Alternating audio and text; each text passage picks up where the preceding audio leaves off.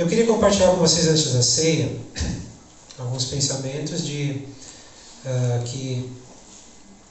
continuação da última vez que eu trouxe uma palavra. E na ocasião a gente falou um pouco sobre o nosso primeiro chamado, principal chamado. Quando a gente fala de chamado, normalmente a gente pensa nos nossos dons e talentos para serviço. Mas o que a gente viu naquela noite, 2 semanas, não é esse o nosso primeiro chamado. E nós vimos que o nosso primeiro chamado, no momento que nós somos salvos pelo Senhor, tirado do império das trevas e colocado no reino da luz, o primeiro chamado, ele é um tríplice chamado. São 3 coisas que o Senhor espera de nós, que Ele nos chama a fazer. A primeira, que a gente falou na ocasião, foi a oração, de ter uma vida de oração. E é uma questão de nós crescermos no entendimento, não só na prática, mas no entendimento também do que é a oração, do que ela faz, do que ela produz, a ponto de chegar em um momento que nós não vamos mais orar porque precisamos orar, ou por uma obrigação, né? Mas nós vamos orar porque queremos, temos prazer de estar na presença do Senhor. Então a gente falou um pouco sobre essa parte desse chamado, e hoje eu quero entrar na segunda parte. Entendam que é um chamado só, que se manifesta de maneiras diferentes, ou que nós atuamos de formas diferentes, mas é para cada um de nós. Não é algo que é só para mim e não é para o Marcos, ou é para o Marcos e não é para o Leandro, ou é para o Leandro e não é para o Marcelo. Não. Aqui nós estamos falando de algo que o Senhor nos chama a cada um de nós fazer. Então nós falamos da oração e hoje eu quero falar um pouquinho sobre a adoração. Tá? Então vocês vão ver que uma coisa leva a outra, uma coisa estimula a outra, fazem parte uma da outra, né?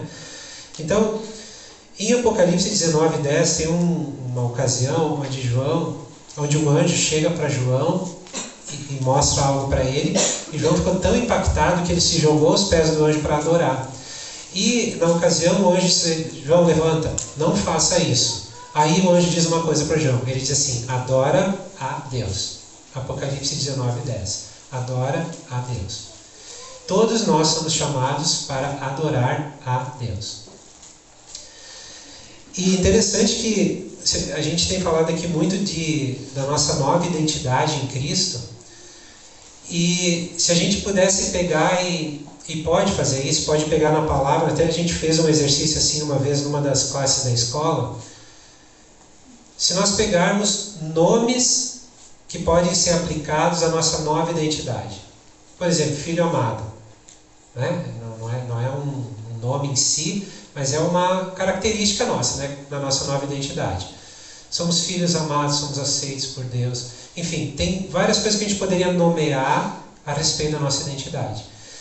E uma coisa interessante que em João 4:23, Jesus também é como se Ele nos desse um nome, ou um nome para a nossa nova identidade. Vocês vão lembrar do texto que diz assim: no entanto está chegando a hora, e de fato já chegou, em que os verdadeiros adoradores adorarão ao Pai em espírito e em verdade. São estes os adoradores que o Pai procura. Jesus, ele fala de um tempo onde cristãos nascidos de novo seriam chamados adoradores. E ele fala que o Pai está procurando por esses verdadeiros adoradores que adoram ao Pai em espírito e em verdade. Então, todos nós que estamos em Cristo, ou seja, nascemos de novo, o Espírito Santo faz habitação em nós somos chamados para adorar o Senhor. E às vezes a gente confunde o que é a adoração. É comum a gente pensar em adoração e pensar em música, em cantos, canções. Faz parte, nós podemos adorar a Deus cantando, tocando um instrumento. Nós podemos, e todos que têm o talento para isso, por exemplo, de tocar, devem usar essa ferramenta para adorar o Senhor também. Todos nós podemos cantar, não importa se às vezes desafinamos, às vezes não atingimos a nota que tinha que atingir, né? Mas todos nós temos voz e podemos cantar, então é uma forma também de adorar o Senhor. Às vezes é confundido os adoradores com quem canta e quem toca. Há um tempo atrás nós tínhamos um hábito de, quando a gente separava músicas para ministrar no louvor com a igreja, a gente dizia, vamos escolher uma música de louvor e depois uma música de adoração. Então a música de louvor era uma música um pouquinho mais rapidinha, mais baladinha, e a de adoração era uma música mais tranquila, que levava para uma meditação, para meditar do coração. Mas adoração não se trata de estilo de música, mas se trata de estilo de vida. A adoração se trata de estilo de vida. Ela fala sobre o nosso estilo de vida. Porque eu sou adorador quando eu canto? Sim. Eu sou adorador quando eu toco? Sim. Mas eu sou adorador quando eu olho para a necessidade dos meus irmãos e ajudo eles. Eu sou adorador quando eu amo os meus irmãos. Eu sou adorador quando eu sou fiel à minha esposa. Eu sou adorador quando eu cuido dos meus filhos. Vocês estão entendendo? As nossas atitudes falam sobre nós como adoradores. Todos nós somos chamados para adorar. Então, cada pequena atitude de obediência nossa, obedecendo a palavra de Deus e a vontade dele para a nossa vida, se expressa em adoração diante dele. Cada pequena atitude. Não tem nada que é pequeno demais ou insignificante. Não. Todas as nossas atitudes de obediência nos levam, nos fazem adorar o Senhor, ou não, né? Então é importante a gente fazer essa separação e mostrar de que, de fato, a adoração é um estilo de vida. Assim como a oração também precisa ser um estilo de vida, a adoração também deve ser um estilo de vida. Então todos nós somos chamados para adorar. Seja com música, seja com cântico, seja quando damos glória a Deus, seja quando tratamos alguém bem, quando cuidamos da necessidade de alguém, nós estamos ali prestando nossa adoração ao Senhor.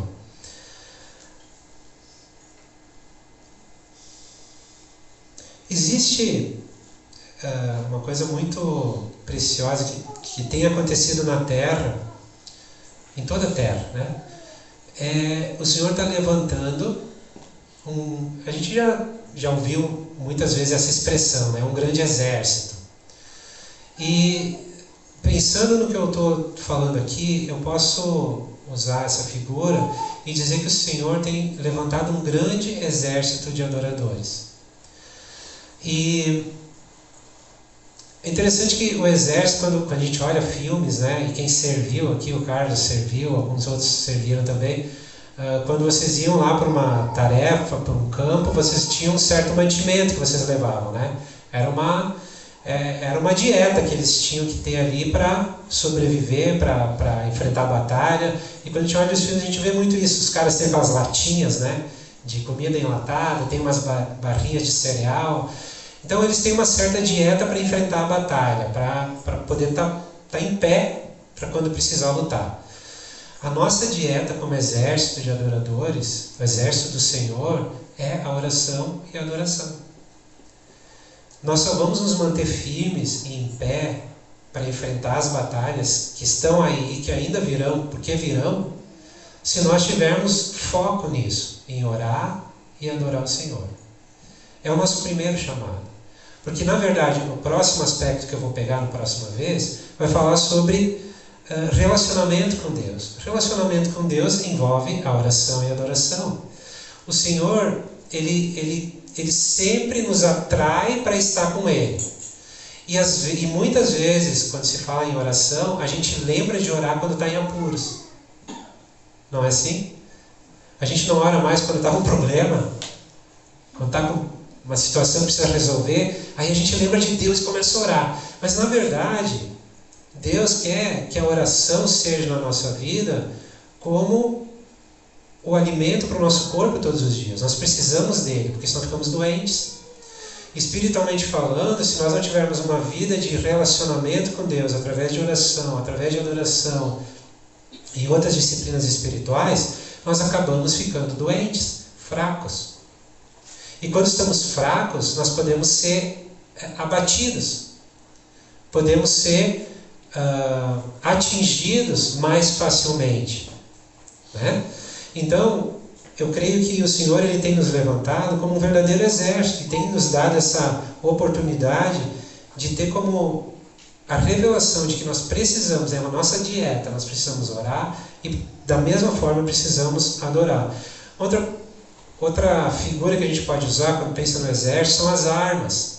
Cada soldado é treinado em um tipo de armamento para quando vier a batalha, em determinadas situações, ele vai ser importantíssimo ali. As nossas armas, como exército de Deus, são a oração e a adoração, o relacionamento com Ele. É isso que nos dá estratégia para entrarmos numa batalha e vencer o inimigo. São as armas nas quais nós podemos nos apegar e nos dão segurança. A pior coisa que pode acontecer com um soldado quando está no meio de um enfrentamento com o inimigo é perder a arma ou ficar sem munição. É a pior coisa que pode acontecer para ele, porque ele fica completamente indefeso. Ele não tem como, ele está sendo atacado e não tem como contra-atacar. Se nós não orarmos e se nós não tivermos essa visão de que somos adoradores em tudo aquilo que nós fizermos, nós vamos acabar ficando desarmados. E aí quando vem a batalha, a gente não tem como reagir. Está entendendo? Vocês lembram quando Jesus foi levado pelo Espírito Santo para o deserto e o diabo foi tentar ele lá? E interessante que o diabo ele tentou a identidade, ele tentou tirar ou confundir a identidade que Jesus tinha. E cada vez que o diabo vinha com uma mentira a respeito da identidade, o que Jesus fazia? Vocês lembram? Ele contra-atacava com a palavra. Jesus é a própria palavra, né? Mas ele nos ensinou que é isso que precisamos fazer. Quando nós temos relacionamento com Deus, também é através da leitura da palavra dele.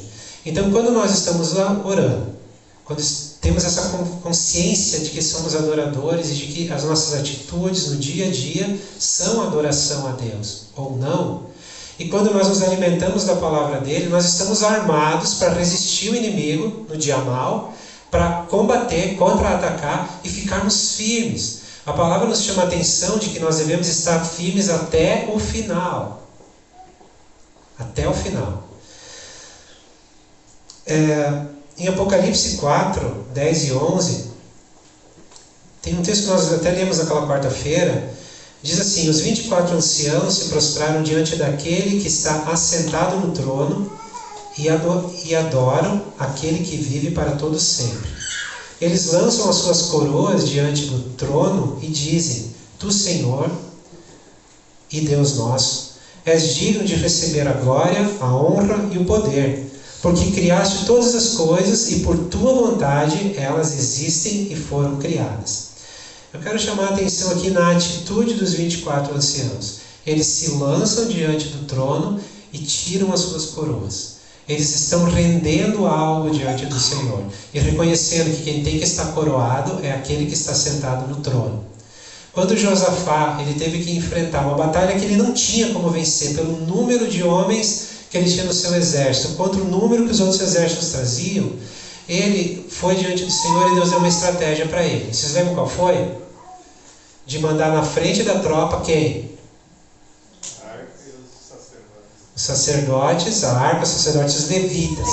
O que aconteceu? Eles iam adorando, cantando, exaltando, falando do Deus vivo, Todo-Poderoso de Israel. Quando eles chegam diante, no fronte da batalha, quando haveria um embate, o que eles encontram? Os exércitos derrotados. Eles não precisaram lutar. Então, Josafá, é como se Josafá tirasse a sua coroa de rei e dissesse: rei, é ele. Vamos seguir a ele. Ele está nos dando essa estratégia de batalha, nós vamos andar nessa estratégia de batalha. Ele é o rei dos reis. Ele é o Senhor dos senhores. Vamos obedecer a ele. Os anciãos dos céus, eles estão se prostrando diante do Senhor e se rendendo. A adoração faz com que nós nos rendamos diante do Senhor. A gente rende tudo que tem, tudo que é, a Ele. Reconhece que Ele é Deus e nós não somos. Reconhecemos que Ele tem toda a sabedoria e nós não. Reconhecemos que Ele é santo e que nós só podemos ser santos se tivermos a Ele. Reconhecemos que Ele tem toda a autoridade e que nós precisamos obedecer. Reconhecemos que dele é o governo, dele é o reino e que nós somos seus súditos. Estamos ali sendo guiados, governados, rendemos, prostramos e rendemos a Ele.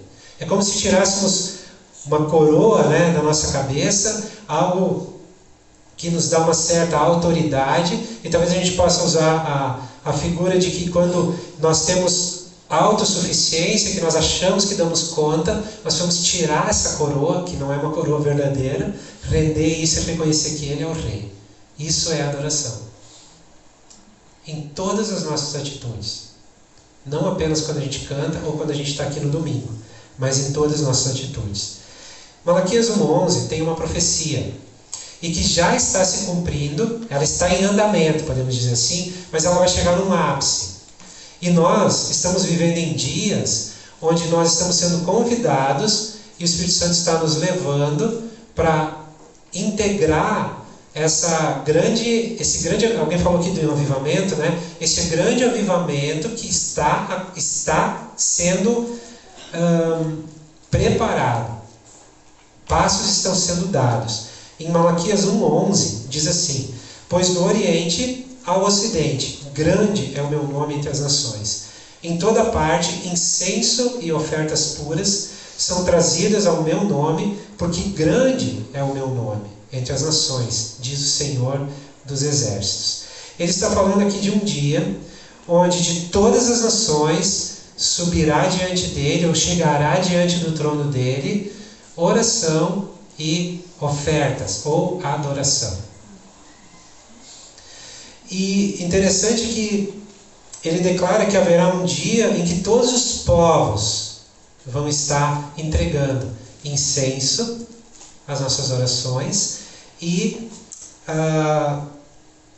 os sacrifícios, as ofertas que são a nossa adoração.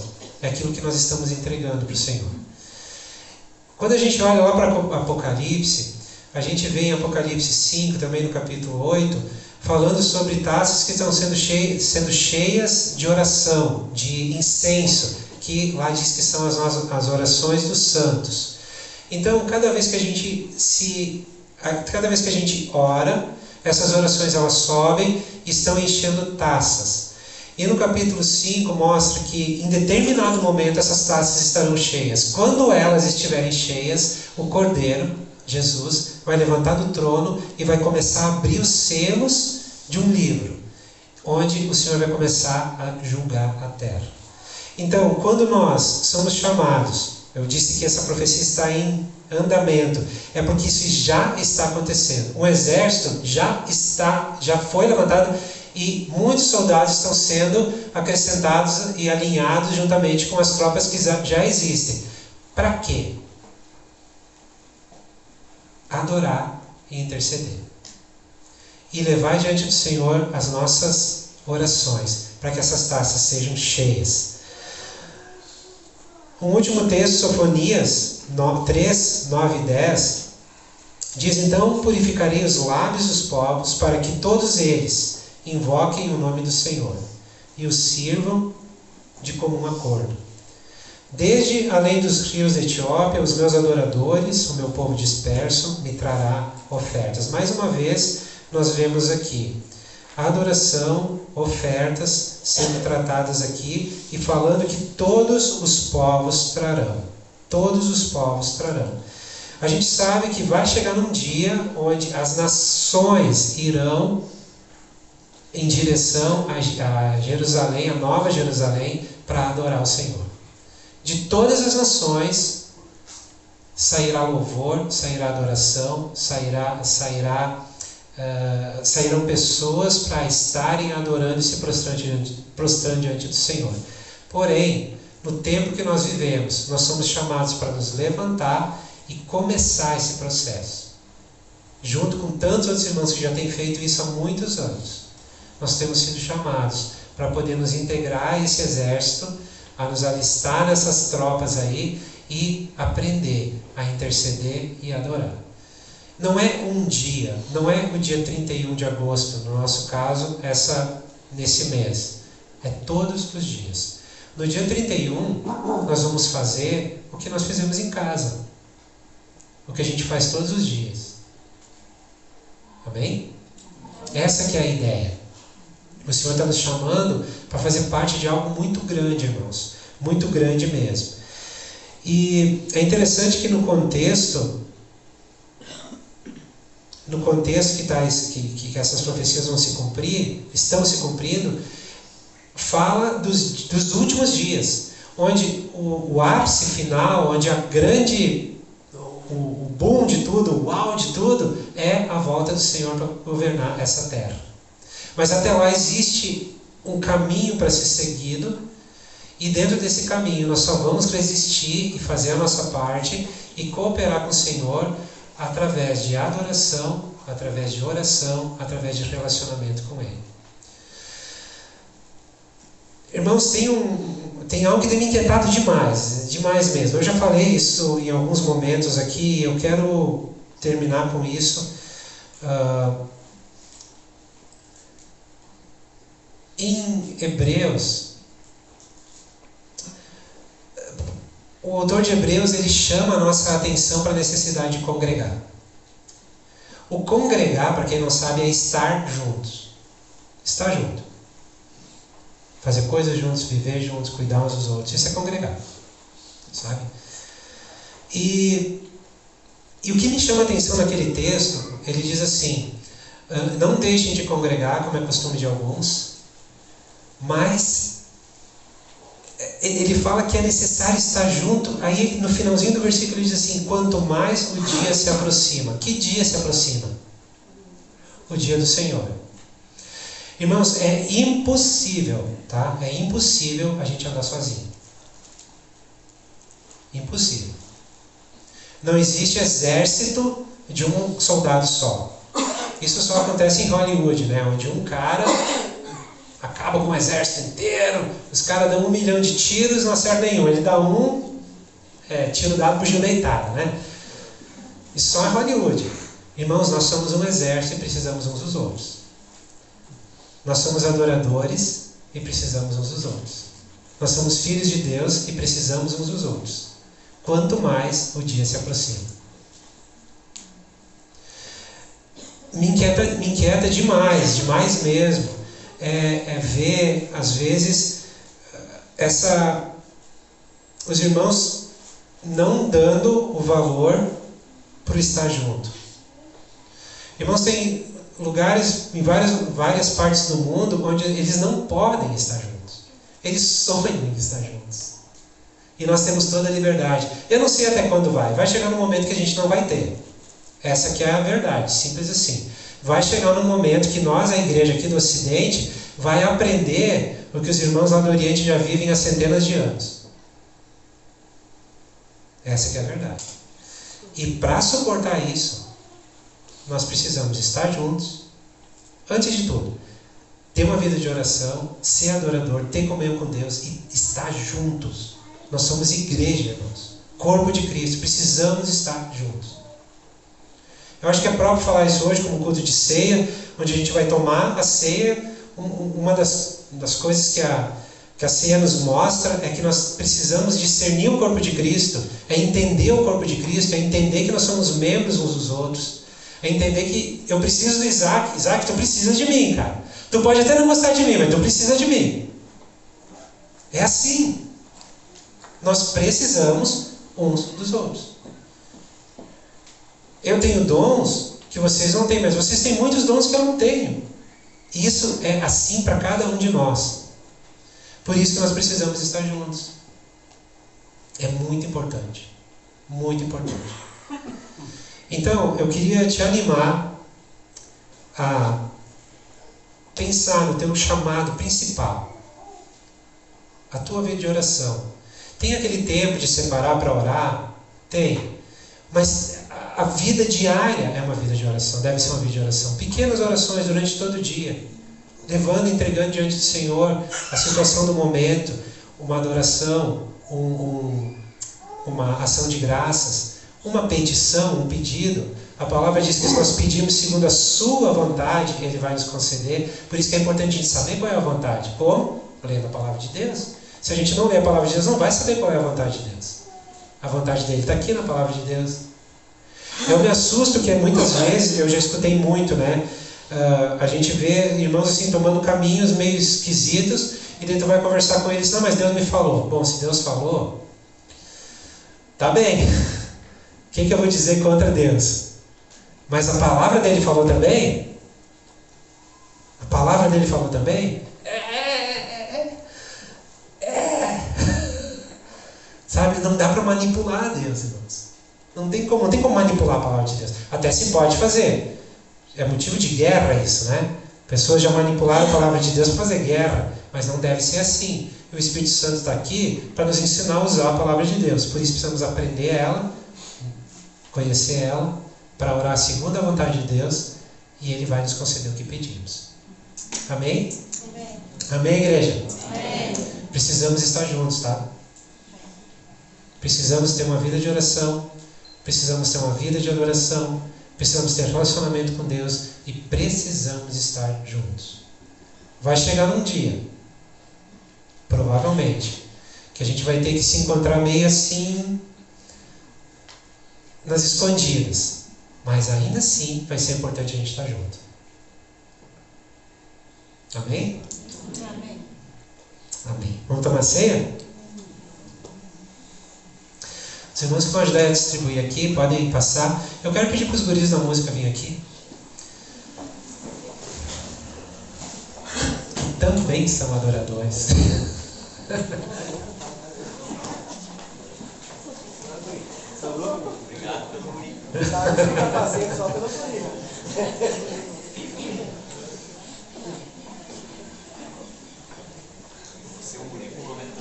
O que passa na tua cabeça? O que passa nos teus pensamentos quando tu vai tomar ceia? Tu já parou para pensar nisso? Vamos tomar ceia hoje. Já disseram que é o culto mais importante da igreja. Eu creio que seja mesmo. Todos são importantes, né? Tem igrejas que tomam ceia toda vez que se encontram. Acho isso bem legal também. O que passa na tua cabeça quando tu toma ceia? Eu tenho procurado, sempre que eu tomo a ceia, tentar visualizar o que aconteceu na cruz. Às vezes eu fecho meus olhos, às vezes os irmãos estão ministrando uma canção, e eu procuro tentar visualizar o que aconteceu na cruz. Porque o que aconteceu lá, irmãos, foi tão extraordinário, tão extraordinário. E é o motivo pelo qual nós estamos aqui hoje. Jesus, Ele morreu no nosso lugar. Ele entregou sua vida no lugar da nossa vida. E o mais surpreendente de tudo isso é que depois que Ele ressuscita, Ele dá a vida dele para nós. Ele não só deu a vida por nós, mas agora Ele dá a vida dele para nós. Não é isso que acontece quando nós cremos no Senhor? Ele não vem habitar em nós pelo Espírito Santo. Ele deu a sua vida para nós. Quando nós tomamos a ceia juntos, nós estamos celebrando isso. O Senhor morreu por mim, mas também deu a vida dele para mim. E eu posso hoje andar nessa novidade de vida. Através dessa nova vida que está em mim, eu posso sim desenvolver uma vida de oração, de adoração, de comunhão com Deus, de comunhão com os meus irmãos. Por quê? Porque Ele habita em mim. Ele deseja ter esse relacionamento com o Pai através de mim. Ele deseja ter esse relacionamento com os meus irmãos através de mim. Porque Ele me deu a vida dele. Amém? Então eu quero pedir que todos que vão tomar ceia possam ficar de pé. Os irmãos vão começar a distribuir. E a gente vai tomar ceia juntos. E aí depois a gente vai terminar com uma canção. A gente já cantou que é digno de glória? Não, ao único. Ao único. A gente vai até usando essa palavra que nós vimos de Apocalipse, os anciãos, eles se prostrando e tirando suas coroas, colocando na frente do trono do Senhor. Nós vamos coroar mais uma vez o Senhor aqui, através das nossas palavras, mas como o que eu quero encorajar vocês a fazer, a gente cantar junto de novo, mas como se fosse uma oração e uma decisão que nós tomamos, saindo daqui, amanhã nós vamos continuar coroando o Senhor. Vamos continuar tirando nossas coroas. continuar nos rendendo diante dele, continuar permitindo ele ser o Senhor, prestando pequenos atos de adoração, pequenos atos de justiça, pequenos atos de obediência, nós adorando o Senhor assim. Amém? Nós não precisamos de um tempo específico para adorar. Nós somos adoradores que adoram o Senhor em espírito e em verdade. Então nós podemos adorar Ele a qualquer momento, onde nós estivermos. Amém? Não sei se tu já tinha parado para pensar nisso. Creio que sim, mas eu quero te encorajar para que isso se torne uma prática, né? Que a gente possa estar encorajando. Naquele texto lá de Hebreus 10, onde Paulo, eu creio que Paulo, ele fala sobre o congregar, ele fala: não deixem de congregar como é costume de alguns, antes encorajem-se uns aos outros, animem-se uns aos outros. Sabe, a gente precisa ter alguém do lado para encorajar a gente. Eu sei que muitas vezes você já pensou em desistir, eu também. Por isso que a gente precisa ter pessoas do nosso lado para nos encorajar. Mas como a gente vai ter as pessoas do nosso lado se nós nos isolamos delas? Por isso que é tão importante. Os dias estão andando e vão ficar cada vez mais difíceis. Essa é a verdade. E nós precisamos estar firmados na nossa fé e naquilo que o Senhor nos ensina a fazer. E quando nós tomamos a ceia, eu olho para a ceia como como se fosse uma cédula, um documento que é nos entregue cada vez que nós tomamos a ceia, garantindo a nossa vitória. É a garantia da nossa vitória. Por quê? Porque Jesus venceu por nós. Ele é o Senhor dos Senhores. Ele é o general que comanda aquele exército do qual nós fizemos parte. Ele foi o mesmo que deu estratégia para Josafá. É o mesmo que dá estratégia para nós hoje. Então nós vamos andar nessas fileiras como exército de Deus e vamos vencer, porque Jesus venceu. Amém. Amém, irmãos?